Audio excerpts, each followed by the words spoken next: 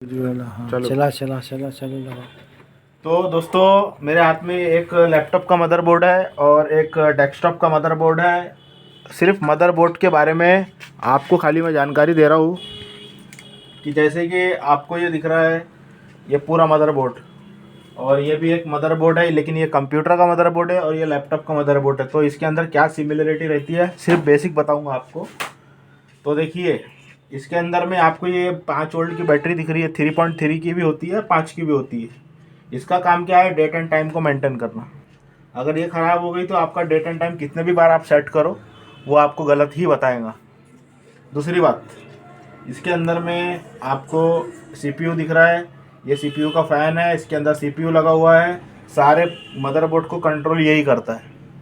और इसको कंट्रोल करने के लिए यहाँ पे ये देखिए, यहाँ पे VRM सेक्शन बना हुआ है, कॉइल बनी हुई है।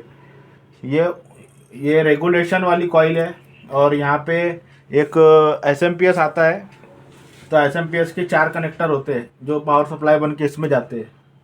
ठीक है, इसी तरीके से ये हमारा लैपटॉप का मदरबोर्ड है, इसमें भी फ़ैन लगा हुआ है, लेकिन इसका डिज़ाइन कुछ कॉम्पैक्ट है। तो ये हमारा हीटसिंक के थ्रू, यानी कि फ़ैन की जो गर्मी इसकी हीटसिंक के थ्रू, अगर सीपीयू गर्म होता है तो ये हीटसिंक के थ्रू फ़ैन पे आके ठंडा कूलिंग होके यहाँ से निकल जाता है। तो ये हमारा सीपीयू है। इस सीपीयू है तो सीपीयू का कॉइल है 1.0 या फिर 1.8, यहाँ पे वोल्टेज मिलते हैं हमारे को। ये हमारा रैम है, इस तरीके से यहाँ पे रैम दिया हुआ है। ये रैम का स्लॉट होता है। ये अलग अलग इसका ऑपरेटिंग वोल्टेज होता है, जैसे कि इसका वोल्टेज यहाँ पे मैं देख पा रहा हूँ तो 1.5 वोल्ट का है ये।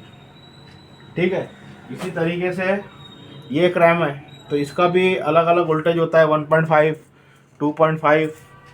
तो इस तरीके से ये रैम है और ये रैम का कॉइल है। शॉर्टकट में चेक करने के लिए रैम सेक्शन को कॉइल पे उतना वोल्टेज जितना रैम पे दिया हुआ है उतना वोल्टेज यहाँ पे ऑपरेटिंग वोल्टेज आना चाहिए।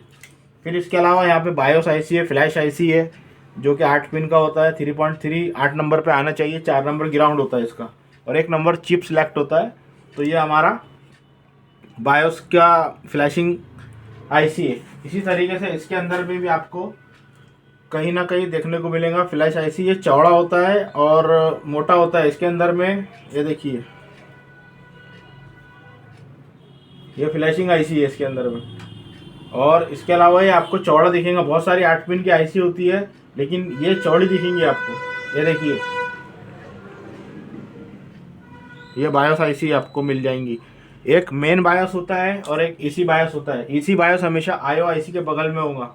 तो आईओ आईसी आपको 128 पिन का मिलता है, जो कि ये 128 पिन की। आप उस तरीके से इसके अंदर में भी आईओ आईसी मिल जाएगा आपको। उल्टा आईओ आईसी आपको देखने को मिल जाएगा। ये 128 पिन का होता है। अगर इसके बगल में आपको 8 पिन का आईसी मिलेगा तो वो आपका ईसी बायोस होगा, मेन बायोस नहीं होगा। कोई कोई मदरबोर्ड में खाली मेन बायोस आता है, जैसे कि इसके अंदर में यहाँ पे सिर्फ मेन बायोस ही दिया हुआ है। आईओ के बगल में कहीं पे भी बायोस नहीं दिखेगा आपको। इसके अलावा यहाँ पर कोर वोल्टेज बनते हैं सीपीयू के, जैसे कि मैंने बताया आपको वीआरएम सेक्शन। ये देखिए, डेस्कटॉप के अंदर में कॉइल बनी हुई है वीआरएम सेक्शन के लिए। इसी तरीके से मॉसफेट भी बने हुए हैं उसके अंदर में, पेयर में। एक मेन मॉसफेट होता है, एक सपोर्टिंग मॉसफेट होता है। इस तरीके से इसके अंदर में भी 4 मॉसफेट है। एक मेन मॉसफेट है, एक सपोर्टिंग, फिर मेन, फिर सपोर्टिंग। इस तरीके से हमारा वोल्टेज रेगुलेशन मॉड्यूल काम करता है और हमारा प्रोसेसर वर्क करता है।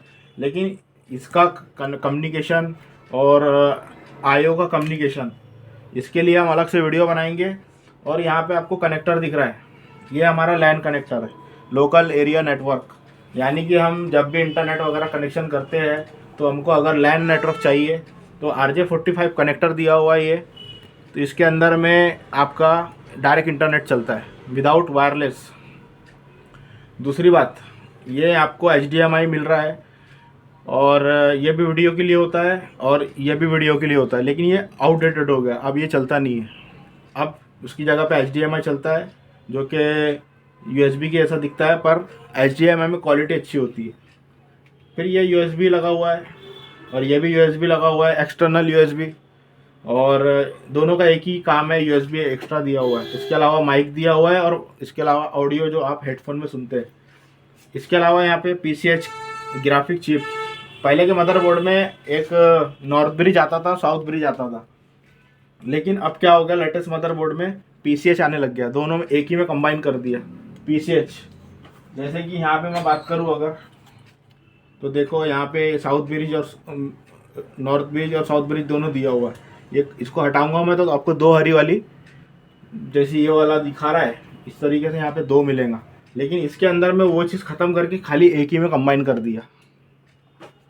और अब बात करेंगे अगर इसकी, तो ये बैटरी कनेक्टर है, इसके ऊपर में डिटेल वीडियो ला दूंगा मैं। ये हमारा वाईफाई का कनेक्शन है। इसके अलावा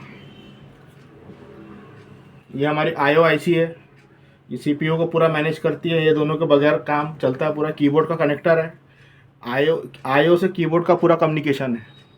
पहले तो कीबोर्ड अगर आपने नया डाले नहीं चल रहा है तो आपको कीबोर्ड का कनेक्टर देखना है। अगर नया कीबोर्ड डालने पे भी नहीं होता है तो उसका कनेक्टर से होते हुए सप्लाई IO में जाती है, तो IO में आप चेक कर सकते हैं कीबोर्ड का कनेक्शन। इसके अलावा आपको यहाँ पे माउस का कनेक्शन दिख रहा है, ये टच पैड का कनेक्शन है। और ये हमारी वोल्टिन, जहाँ से चार्जर अंदर होता है, और चार्जर अंदर होके 19 वोल्ट ये कॉइल के थ्रू से, मॉसफेट के थ्रू से, और ये मॉसफेट के थ्रू से ये हमारा CLR एक रजिस्टर होता है जिसमें 19 वोल्ट, आप देख पा रहे हैं यहाँ पे 19 वोल्ट यहाँ से अंदर होता है। एक हिस्सा 19 वोल्ट का कहलाता है और दूसरा हिस्सा 19 वोल्ट को आउट करता है और सब जगह फैला देता है, VRM सेक्शन में, लैन सेक्शन में, नेटवर्क सेक्शन में, और तुम्हारा अपना वोल्टेज तुम्हारा ग्राफिक सेक्शन में, स्टेप डाउन सेक्शन में, 3-5 का कॉइल, ये सारे सेक्शन जितने भी सेक्शन है, टोटल 24-25 सेक्शन है। तो wifi section, Bluetooth section, touch section, keyboard section, IO section, बहुत सारे सेक्शन है, तो वो सब में फैला देता है। तो इस तरीके से ये मदरबोर्ड और ये मदरबोर्ड में फ़र्क ये है कि इसके अंदर में खराबी कम आती है, लेकिन इसको सॉल्यूशन करना थोड़ा सा घुमा फिरा के देता है वोल्टेज। और इसमें कैसा है कि पर्टिकुलर हमको पता होता है कि कहाँ पे शॉर्टिंग है, थोड़ा आसान होता है इसको रिपेयर करना। लेकिन सबसे ज़्यादा प्रॉब्लम इसमें आते हैं, वो तो एक जगह हम इसको रख दो, लेकिन इसको कहीं पे भी लेके जा सकते हैं। तो इसके अलावा यहाँ पे मैंने खाली आपको एक रिव्यू बताया, लेकिन इसके ऊपर मैं एक पार्ट के ऊपर मैं वीडियो बना दूंगा, और ये किस तरीके से ये वाले कैपेसिटर काम करते हैं, और ये कैपेसिटर का नाम क्या है, और ये सारे कॉइल ICs क्या कम्युनिकेशन है एक दूसरे से। तो ये कैसा बायोस को हम RT809F से प्रोग्राम करते हैं, ये सारी चीज़ों के बारे में, क्या एरर और क्या सॉल्यूशन, तो आपको देखने को ज़रूर मिलेगा। तो इसी तरीके की वीडियोस पाने के लिए हमारे चैनल से जुड़े रहिए। धन्यवाद। समझाएगा।